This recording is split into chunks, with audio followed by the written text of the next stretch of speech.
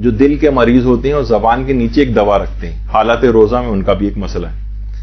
کہ زبان کے نیچے والی دوائیں خالی دلی کی نہیں ہوتی بلکہ درد کو کم کرنے والی کچھ ادویات بھی ہوتی ہیں، وہ بھی زبان کے نیچے رکھی جاتی ہیں۔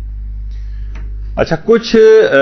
زبان کے نیچے یہاں سے یہ دوا ایبزارب ہو جاتی ہے اور خون کے اندر آ جاتی ہے، حلق سے کچھ نہیں اترا ہے،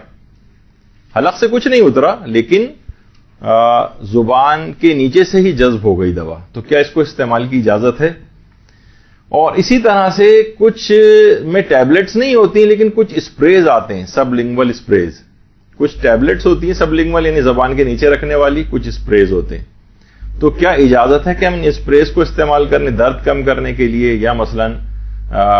جو ہے دل وغیرہ کے امراض کے لیے، خون کی نالیاں دل کی کھولنے کے لیے؟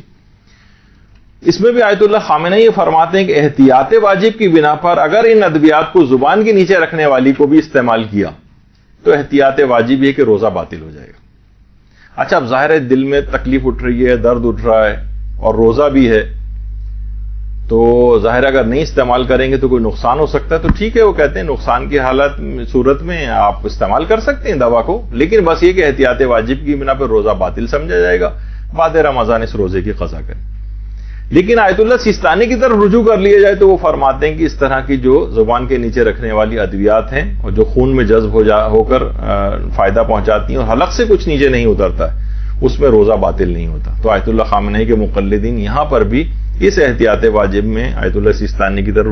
رجوع کر کے اپنے اس روزے کو بچا سکتے ہیں۔ برحمتك يا أرحم الراحمين وصلى الله على محمد وآله